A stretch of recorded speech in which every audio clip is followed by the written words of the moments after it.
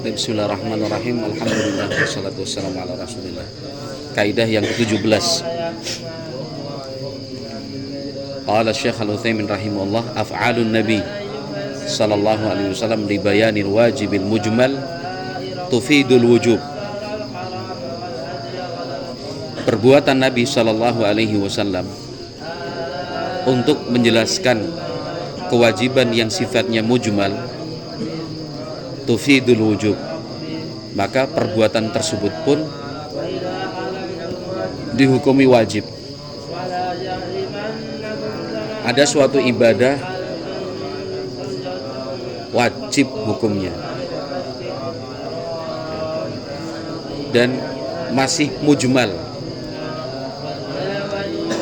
masih secara garis besar saja.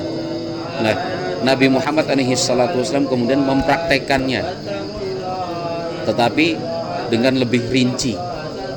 Nah, rincian perbuatan Nabi SAW ini dihukumi wajib juga. Kenapa? Karena yang diterangkan wajib. Qala rahimallah li'annal mufassira lahu hukmul mufassari. Karena yang menafsirkan, perbuatan yang menafsirkan itu dihukumi sama dengan yang ditafsirkan. Yang ditafsirkan apa? Wajib.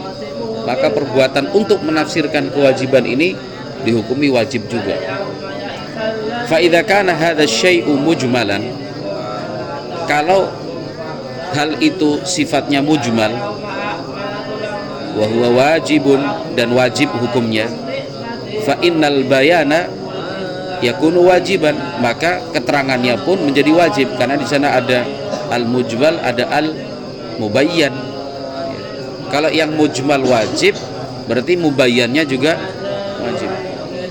Malam yujad dalilun, selama tidak didapati dalil ala adamil wujub, menjelaskan hal itu tidak wajib ya.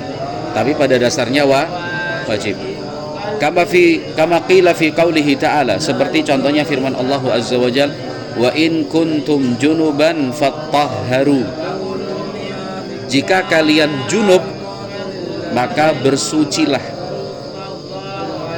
Perintah bersuci di sini masih mujmal. Kalau junub bersuci, tapi bersucinya seperti apa? Belum diterangkan. Maka haitsu aujaballahu taala at-tatahhura huna, Allah Subhanahu wa taala di sini dalam ayat ini mewajibkan untuk bersuci.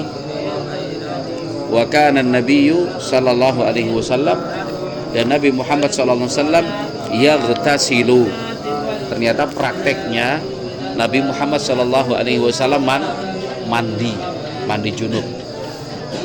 Fayabda'u bil wudu, mandi junub yang dilakukan Nabi SAW itu dimulai dengan berwudu. Thumma yaghsilu ra'sahu thalathan, kemudian mencuci kepala sebanyak 3 kali. Thumma yaghsilu jasadahu, kemudian baru mencuci seluruh tubuh. Wa ma'a dzalika fa inna hadhihi sifat laysat biwajibatin, tetapi ternyata tata cara seperti ini tidak wajib. Kenapa? Bidalilin, karena ada dalil yang lain. Anna Nabi sallallahu alaihi wasallam, bahwasanya Nabi Muhammad alaihi salatu wasallam a'tar rajulal ma'a, beliau menyerahkan air kepada seseorang. Wa kana ar-rajulu alaihi janabatun, dan orang itu sedang junub. Faqala an-nabiy sallallahu alaihi wasallam lahu, Nabi Muhammad kemudian mengatakan afrighu alaika, siramkan dan guyurkan air ini ke tubuhmu. Walam yubayyin lahul kaifiyata allati kana sallallahu alaihi wasallam yaf'aluha, dan saat itu Nabi Muhammad tidak merinci tata cara mandi yang biasa beliau lakukan.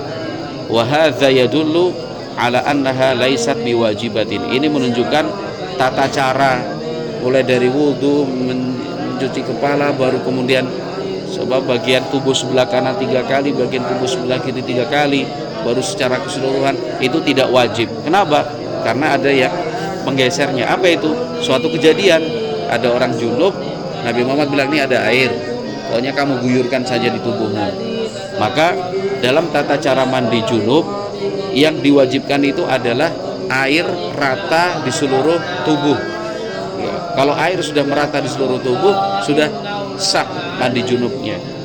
Jadi kalau orang junub kemudian dia masuk ke kolam, masuk ke sungai, masuk ke laut, ya, atau dia hujan-hujanan, ya, atau dia pakai shower di atas, dan dipastikan seluruh tubuhnya itu sudah kena air, semuanya tanpa terkecuali, berarti sudah sah mandi junubnya. Ya. Tapi seandainya tidak ada kejadian ini, maka tata cara yang dilakukan Nabi Muhammad itu jadi wajib. Ya. Kenapa? Perintah dalam Al-Quran, kalau junub bersuci. Bersucinya seperti apa? Oh, Nabi Muhammad tata caranya seperti ini. Andaikan sampai di situ, berarti tata cara itu menjadi wajib juga. Tapi ternyata ada dalil lain yang menggeser. Nah, jadi tidak wajib. Qala fa idza qala qailun, kalau ada yang bertanya, istadalla ba'dhum, sebagian berdalil bi anna Nabiy sallallahu alaihi wasallam, bahwa Nabi Muhammad alaihi salatu wasallam adkhala al-mirfaqaini fi hali wudhu'ihi. Beliau ketika wudhu itu memasukkan kedua siku dalam berwudhu ini. Fahal hadza yadullu ala anna ghasl al-mirfaqaini wajibun fi ghasl al-yadaini fil wudhu? Maka pertanyaannya, apakah mencuci sikut ini dua-duanya itu juga wajib saat melakukan mencuci tangan ketika berwudhu? Li'annahu bayanun liwajibin, karena itu merupakan keterangan yang wajib. Ini contoh yang lain. Kalau tadi tentang mandi junub, sekarang tentang berwudhu. Ada perintah berwudhu, tapi tata caranya seperti apa? Nabi Muhammad kemudian praktek sehari-hari berwudhu itu seperti apa. Nah, ada satu riwayat menunjukkan bahwa Nabi Muhammad berwudhu itu siku juga dimasukkan. Ya, siku juga dimasukkan. Padahal kalau dalam bahasa Arab, siku itu tidak termasuk tangan yang diharuskan untuk berwudhu. Kalau kita memahami secara umum, wudhu itu ya dari ujung jari sini hanya sampai di sini, perbatasan dengan siku, hanya sampai perbatasannya saja. Siku nggak masuk. Tapi ternyata dalam prakteknya Nabi Muhammad itu kalau wudhu sampai siku. Maka pertanyaannya, nah siku ini termasuk yang wajib untuk dibasuh dan dicuci ketika wudhu ataukah tidak? Atau hanya cukup sampai di perbatasannya aja sini? Siku masuk enggak? Kan gitu pertanyaannya. Kalau berdasarkan riwayat-riwayat umum enggak masuk. Karena ini tidak termasuk, karena bukan tangan, sampai di sini aja. Tapi prakteknya ini Nabi Muhammad juga membasuhnya. Maka jawabannya hadza yadullu 'alal wujub. Ini menunjukkan wajib. Wa qad tsabata fi sahihi Muslimin, ada sebuah riwayat yang sahih dalam Sahih Muslim min hadithi Abi Hurairah, bahwa Nabi Muhammad dari sahabat Abu Hurairah annahu ghassala dhira'aihi hatta ashra'a fil adudi. Sahabat Abu Hurairah itu ketika wudu itu mencuci kedua lengan sampai masuk ke bagian atas ini. Ini dhira, ya. Dhira'aihi berarti dua dhira kanan kiri. Kalau adud ini ke atas. Ya, ini bagian bawah, ini bagian atas. Bagian bawah, siku ke bawah namanya dhira, siku ke atas namanya adud.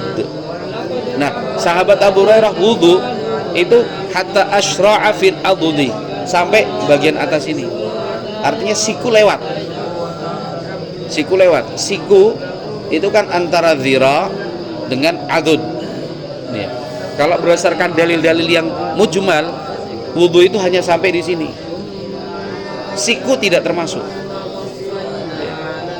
Nah, sahabat Abu Hurairah wudu itu sampai sini. Siku lewat. Wa qala, kata Abu Hurairah, hakadha ra'aitun nabiyya sallallahu alaihi wasallam yaf'alu. Kata sahabat Abu Hurairah, seperti inilah aku menyaksikan dan melihat Nabi Muhammad SAW melakukannya dalam berwudu. Maka bisa disimpulkan bahwa ketika berwudu siku termasuk yang wajib terkena air wudu. Begitu. Wallahu a'lam bishawab. Kita cukupkan sekarang.